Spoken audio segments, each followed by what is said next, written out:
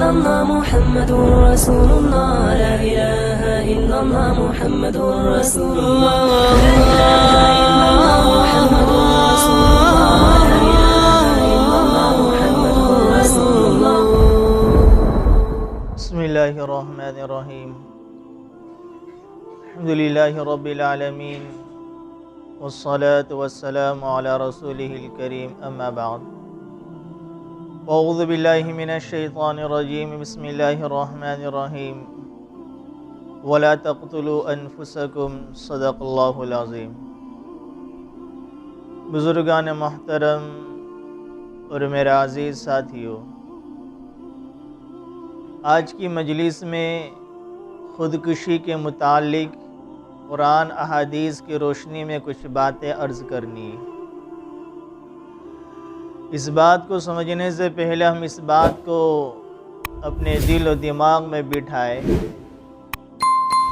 کہ شریعت نے خودکشی کو حرام قرار دیا ہے۔ انسان اپنے ہی ہاتھوں اپنی جان کو ہلاک کر دے، شریعت اس کی اجازت نہیں دیتی۔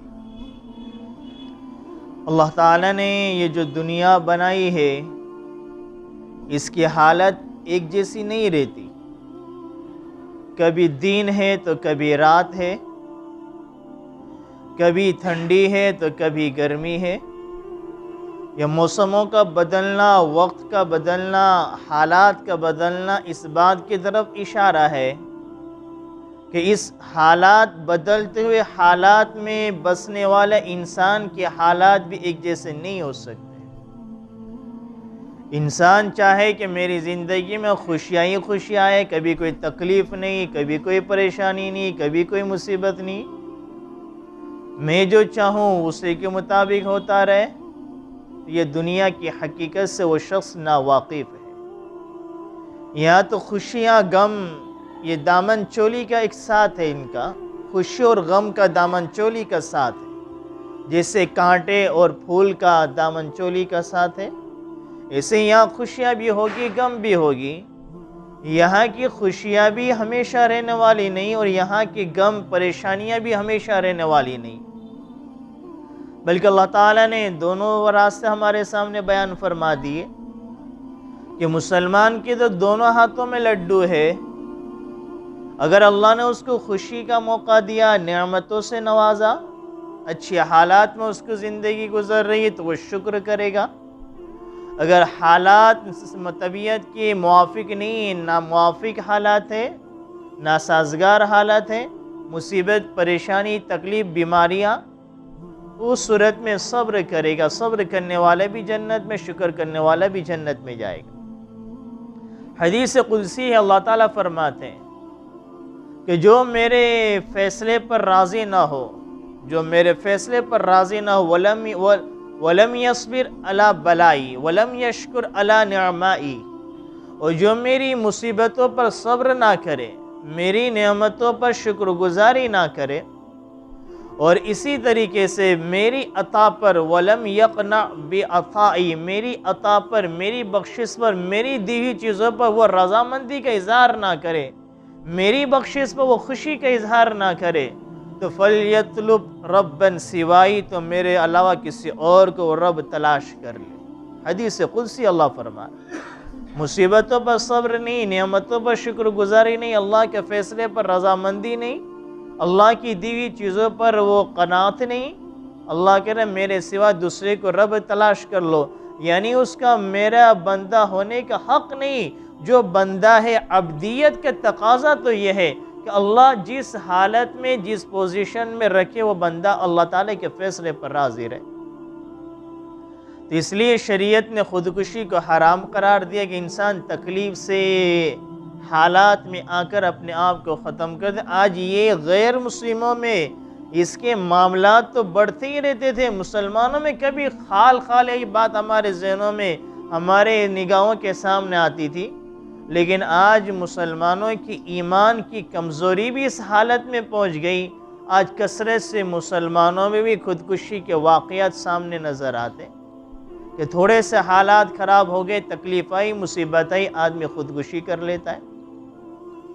کسی نے کہا زندگی اچھی ہے، زندگی خوبصورت ہے، تمہیں جینا نہیں آتا، زندگی خوبصورت ہے، تمہیں جینا نہیں آتا، خودکشی بدصورت ہے، تمہیں مرنا نہیں آتا۔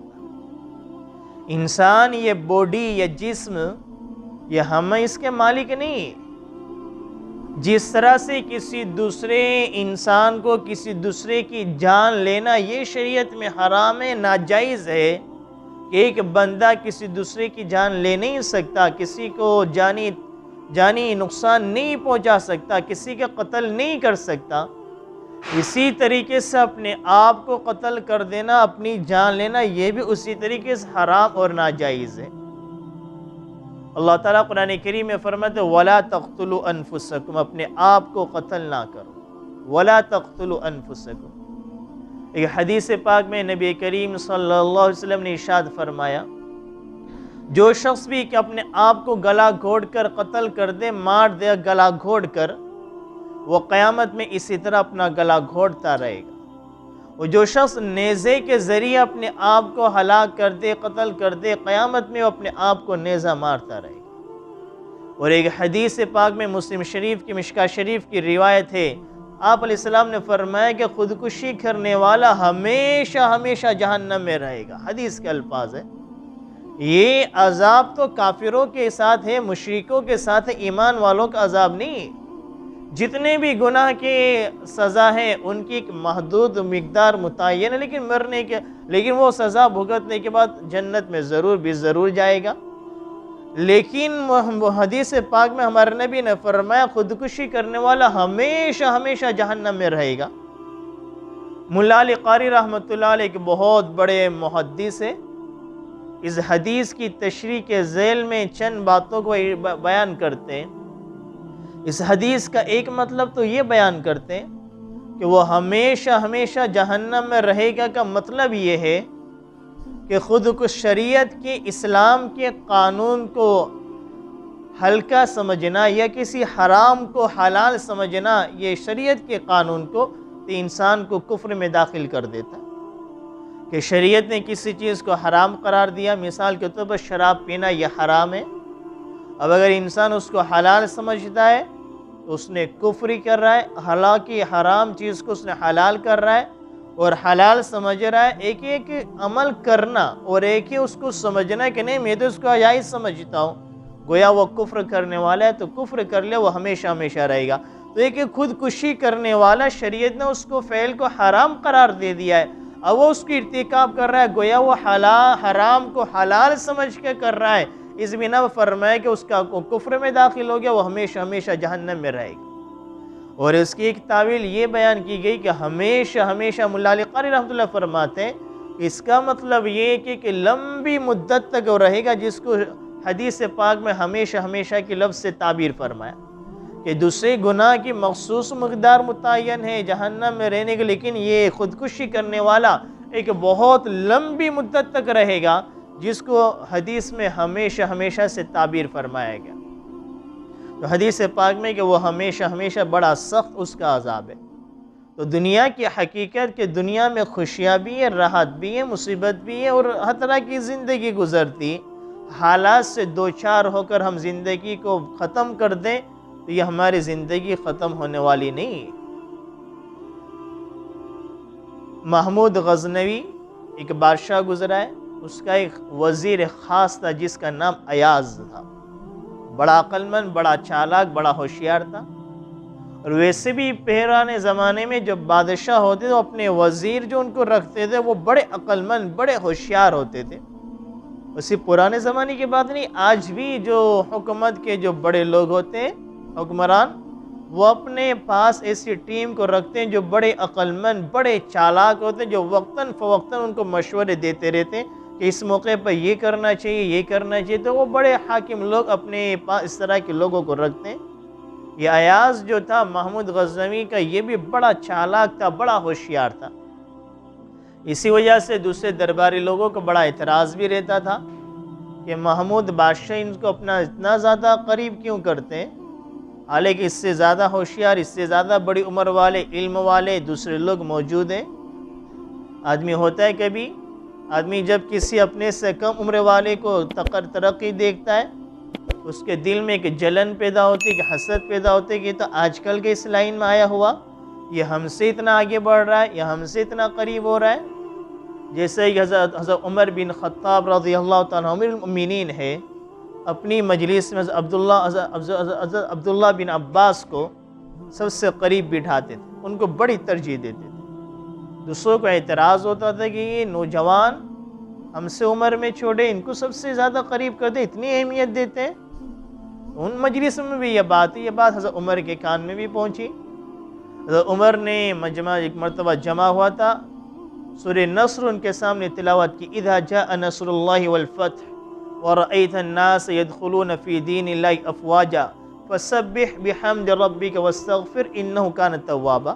جب اللہ تعالیٰ کی نصرت آ جائے، اللہ تعالیٰ کی فتح آ جائے، یہاں فتح سے فتح مکہ مراد ہے، تو اللہ فرما رہے جب مکہ فتح ہو جائے، نصرت آ جائے، تو آپ دیکھو کہ لوگ جوگ در جوگ مجلس میں ایمان میں داخل ہو رہے ہیں، کہ لوگ آ رہے ہیں، بڑی بڑی جماعتیں بن کر آ رہی ہیں، اسلام میں داخل ہو رہی۔ آپ اپنے رب کی تسبیح بیان کیجئے، اللہ تعالیٰ سے توبہ استغفار کرتے رہے، اللہ تعالیٰ کی حمد بیان کرتے رہے، یہ اللہ تعالیٰ نے بیان فرمایا۔ عمر نے اس صورت کو مجمع کے سامنے بیان کیا کہ بھائی آپ اس صورت سے کیا سمجھتے ہو؟ کیا کہ سب نے کہا کہ اس میں یہی ہے کہ اللہ تعالیٰ نے فتح مکہ کا واقعے کو اس کی طرف اشارہ فرمایا کہ مکہ فتح ہوگا، اس کی خوشخبری دی۔ پھر انہی سے پوچھا عبداللہ بن عباس سے کہ آپ نے کیا سمجھا؟ کہ اس صورت میں اللہ تعالیٰ نے اپنے حبیب کی وفات کی خبر دی، اور پھر فرمایا کہ آپ کے نبی کو ہم نے آپ کو یہاں دنیا میں بھیجا تھا، نبوت عطا فرمائی، آپ کا مشن تھا کہ اسلام کو لوگوں تک پہنچانا، توحید کا پیغام لوگوں تک پہنچانا۔ جب آپ نے اسلام لوگوں تک پہنچا دیا، چاروں طرف ایمان اسلام پھیل گیا، لوگ جماعت در جماعت اسلام میں داخل ہو رہے ہیں، آپ کا مشن، آپ کا مقصد جس کے لیے ہم نے بھیجا تھا وہ حل ہو گیا۔ اب اپنے رب کی طرف رجوع ہو جائیے، فسبح بحمد ربک واستغفر، توبہ استغفار کرتے رہے، اللہ تعالیٰ کی حمد کثرت سے کرتے رہے، آپ کا مقصد پورا ہو گیا، آپ کو اب دوسری سفر کی طرف روانہ ہونا ہے۔ تو عمر نے فرمایا اسی وجہ سے میں ان کو تم سے زیادہ قریب کر دوں۔ تو کبھی جو چھوٹا ہوتا ہے وہ عقل مند ہے، چالاک ہے، ہنر والا ہے، علم والا ہے، ہم سے آگے بڑھ رہا ہے، تو ہمیں اس پر حسد کرنے کی ضرورت نہیں۔ وَتُعِزُّ مَن تَشَاءُ وَتُذِلُّ مَن تَشَاءُ، اللہ کے یہاں نظام ہوتا ہے، جو جس لائق ہوتا ہے اللہ تعالیٰ اس کو اس منصب پر، اس جگہ پر بٹھاتا ہے۔ ہمیں اپنے ہم جس جگہ پر ہیں، ہمیں اس جگہ پر اخلاص کے ساتھ کام کرتے رہنا چاہیے۔ یہاں بھی ایاز کے بارے میں شکوہ شکایت ہوا، تو ایک مرتبہ بادشاہ نے ایک خزانے سے بالکل قیمتی ہیرا نکالا، دوسروں کو دیا کہ بھائی اس کو توڑ دو، بڑا قیمتی نایاب ہیرا تھا، وہ دربار سجا ہوا ہے۔ ایک نے کہا بادشاہ صاحب اتنا قیمتی ہیرا، اس نے جیسا تو کوئی ہیرا نہیں ہے، ہم اس کو نہیں توڑ سکتا۔ میں دوسرے کو دیا، تیسرے کو دیا، سب کہہ رہے ہیں کہ یہ تو دربار کی بادشاہ کی دربار کی خلاف ورزی ہو جائے گی، اتنا قیمتی، بادشاہ کا بڑا نقصان ہو جائے گا۔ پورے دربار میں ہیرا گھومتا رہا، کسی نے نہیں توڑا، آخر میں ایاز کو دیا، ایاز نے فوری طور پر توڑ دیا۔ مجمع سب خوش ہو رہا ہے کہ کتنا بے وقوف ہے، کتنا بڑا نقصان کر دیا، کہ بادشاہ تو اس کا بڑا عقل مند سمجھتا تھا، ہم نے تو نہیں توڑا، ہمیں بھی دیا گیا، اور یہ دیکھو کتنی بے وقوفی کا کام کر گیا۔ بادشاہ نے پوچھا ایاز سے کہ سب نے نہیں توڑا، تم نے دیا، تم نے کیوں توڑ دیا؟ تو وہ بڑا عقل مند تھا کہ میرے سامنے دو چیزیں تھیں، ایک بادشاہ سلامت کا حکم اور ایک یہ ہیرا، میں نے دیکھا دونوں میں سے قیمتی چیز کیا ہے، تو میں نے کہا میرے عقل نے یہ بات کا فیصلہ کیا کہ بادشاہ کا حکم ایسے لاکھوں ہیرے سے افضل ہے، تو بادشاہ کی اطاعت کرنا میرے لیے بہتر تھا، اس ہیرے کی قیمت سے زیادہ قیمتی تھا، اس لیے میں نے آپ کے حکم کی اطاعت کر دی۔ تو ایاز بڑا عقل مند تھا، بادشاہ نے کہا کہ ایسا جملہ مجھے لکھ دو، اس پر میں نے بات بیان کی کہ بادشاہ نے اس سے کہا محمود نے کہ ایک ایسا چھوٹا سا جملہ مجھے لکھ دو کہ اگر میں خوشی کی حالت میں اس کو پڑھ لوں تو میری خوشی ختم ہو جائے، غم میں بدل جائے، اور اگر میں غم کی حالت میں اس کو پڑھ لوں تو میرا غم ختم ہو کے خوشی میں بدل جائے، ایک ایسا جو چھوٹا سا جملہ لکھ دو۔ ایاز نے لکھا، کیا لکھا؟ یہ وقت بھی گزر جائے گا۔ کتنا چھوٹا سا جملہ، یہ وقت بھی گزر جائے گا، جب خوشی کا موقع ہے اس کو دیکھتے ہیں تو بھائی خوشی کا موقع ہے، یہ وقت بھی گزر جائے گا، زیادہ خوشیاں منانے کی ضرورت نہیں ہے، یہ وقت گزر جانے والا ہے۔ اور غم کا موقع ہو، غم کے موقع پہ پڑا جائے تو تب بھی یہ وقت گزر جائے گا، اس کو یاد رکھے کہ بھائی غم بھی ہمیشہ رہنے والا نہیں ہے۔ کتنا چھوٹا سا جملہ، نہ خوشیاں ہمیشہ کی خوشی۔ علی فرماتے ہیں کہ وہ خوشیاں ہی کیا خوشی ہے جو ختم ہونے والی ہے، جس کے بعد ہمیشہ ہمیشہ تکلیف ملنے والی ہو، اور وہ تکلیف مصیبت ہی کیا مصیبت جو ختم ہونے والی ہو اور اس کے بعد ہمیشہ ہمیشہ راحت ملنے والی ہو۔ تو شریعت نے، اسلام نے انسان کی جان کا تحفظ کیا ہے۔ اللہ تعالیٰ نے ان اللہ اشترى من المؤمنین انفسهم واموالهم بان لهم الجنہ، اللہ نے انسانوں کی، مسلمانوں کی جان اور مال کو جنت کے بدلے میں خرید لیا ہے۔ اب اس جان کے ہم مالک نہیں ہیں، ہمارے نفس کا مالک نہیں ہے، اللہ تعالیٰ اس کا مالک ہے۔ اللہ نے بطور امانت کے ہمارے ذمہ سپرد کیا ہے۔ اسی بنا پر کوئی انسان اپنی ہاتھ سے دوسرے ہاتھ کی انگلی کاٹنے کی کوشش کرے، بھئی کیا کر رہا ہے، بھئی میرا ہاتھ ہے میں کاٹ رہا ہوں، نہیں، اس کا تو مالک نہیں، اس کے تو امانت کے طور پر تجھے دیا گیا۔ حدیث کی کتاب میں ایک واقعہ لکھا ہوا ہے کہ دو شخص اس مدینہ المنورہ میں ہجرت کر کے آئے، اسلام بھی لائے، اور ایک صحابی جن کا میرا ذہن سے ان کا نام نکل گیا، اور ان کے ساتھ ایک دوسرے صحابی بھی ان کے ساتھ، ان کے قبیلے کے دو شخص آئے۔ تو دوسرے صاحب بیماری میں مبتلا ہو گئے، اور ایسے بیماری میں ہو گئے کہ وہ ناصبری میں آ کر انہوں نے اپنے ہاتھ کو کاٹ دیا۔ تو وہ صحابی نے فضیل بن عمرو دوسی ان کا نام ہے، ان کے ساتھی تھے فضیل بن عمرو دوسی، اور ان کے ساتھ ایک ساتھی، یہ دونوں ہجرت کر کے مدینہ منورہ آئے۔ فضیل بن عمرو دوسی رضی اللہ تعالیٰ عنہ نے خواب میں اپنے ساتھی کو دیکھا کہ اچھی حالت میں جنت میں، لیکن ان کا ہاتھ یہ چھپا ہوا ہے۔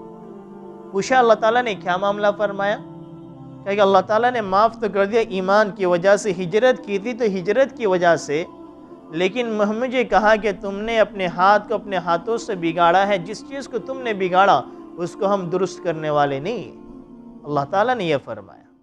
تو ان اللہ اشترى، اللہ تعالیٰ نے ہماری جان اور مال کا، مسلمانوں کے ایمان اتنے کمزور ہو چکے ہیں کہ حالات جو آ گئے تو مصیبت، یہ موت تکلیف کو ختم کرنے کا ذریعہ نہیں ہے۔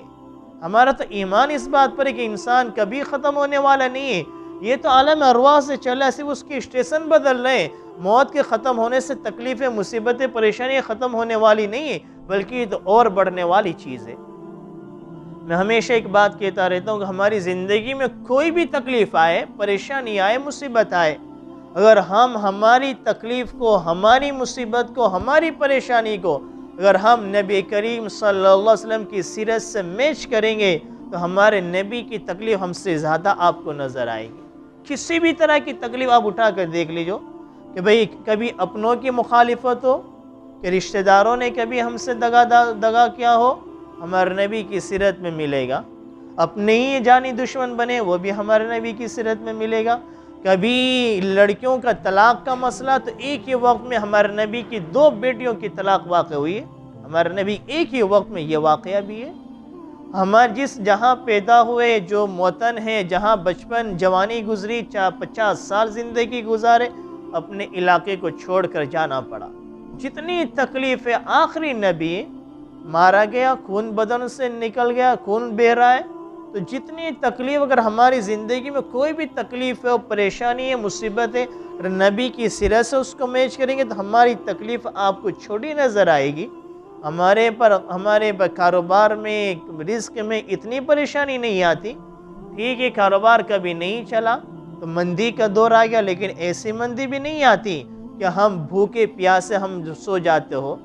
لاک ڈاؤن میں بھی اللہ تعالیٰ ہمیں کھلایا، چیز اچھا کھایا، سب نے کھایا، کوئی ایسا نہ ہو جس نے اپنے پیڑ پر پتھر باندھا ہو۔ یہ تو وہ نبی جن کے صدقے میں اللہ نے جنت کو سجایا، پوری کائنات کو بنایا۔ اللہ فرمائے اے نبی اگر میں آپ کو پیدا کرنا نہ چاہتا میں دنیا کو نہ بناتا۔ وہ نبی نے پیڑ پر پتھر باندھے، ان کی اولادوں نے بھی پیڑ پر پتھر باندھے، ان کی بیٹیوں نے پیڑ پر پتھر باندھے، ان کے داماد بھوکے رہے، ایسے حالات گزرے۔ پھر ہم ہماری تکلیف، ہماری مصیبت، ہماری پریشانی یہ بڑی معمولی سی نظر ہماری تکلیف نظر آتی، جب سیرت پر ہم غور کرتے ہیں ہمارے نبی کی تکلیفوں کے، مصیبت کے سامنے ہماری مصیبت کچھ بھی نہیں ہے۔ تو انسان اپنے آپ کو، جان کی حفاظت کرنا امانت کی طور اللہ نے ہمیں دی ہے، بلکہ شریعت نے تو اس طرح کے مواقع پر کہ اگر انسان کی جان چلی جائے، اس کو کھانے پینے کی کوئی چیز اس کے پاس حلال چیز موجود نہیں، تو شریعت نے اس کو حرام چیز کے کھانے کی بھی اجازت دے دی کہ آدمی جنگل میں چلا گیا، بھوکا پیاسا ہے، اور اس کے پاس سامنے حرام گوشت پڑا ہوا ہے، کتا ہے، خنزیر ہے، اس کے علاوہ کوئی حلال جانور کا گوشت ہی نہیں، کوئی حلال جانور ہی نہیں، اور اتنا ایسے حالات کی کمزوری سے، ضعف سے، بھوک سے اس کی جان نکل جائے گی، شریعت نے وہاں اس کو اجازت دے دی، وہ حرام گوشت بھی کھا سکتا ہے اتنا جتنا اس کی جان بچ جائے۔ شریعت نے حرام چیز کو حلال قرار دے دیا۔ ہم عام حالت میں اپنے آپ کو موت کے گھاٹ اتار دے، یہ شریعت ہمیں اجازت نہیں دیتی، شریعت نے اس کو حرام ناجائز قرار دیا ہے کہ خوشیاں بھی ہیں، تکلیف بھی ہے، مصیبت بھی ہے، یہ چیزیں ہم بھی ہماری اولادوں کے دلوں میں ان کے سامنے بھی چیزوں کو بیان کرے، کیونکہ آج نئی نسلیں بھی یہ بھی ماں باپ کے ساتھ تھوڑا اختلاف ہو گیا، لڑائی جھگڑا ہو گیا، وہ بھی اپنی نسلوں کو کاٹ لیتے ہیں، کچھ کھا لیا پی لیا، اور نئی نوجوان بھی یہ خودکشی کی راہ پر چلتے ہوئے نظر آ رہے ہیں۔ اللہ تعالی ہم سب کو اس کی قباحت سے، اس کی برائی سے ہماری حفاظت فرمائے، اور اللہ تعالی ہم سب کی بھی اور ہماری نسلوں کی، ہمارے معاشرے کی اس کی حفاظت فرمائے۔ آمین۔ وما علینا الا البلاغ۔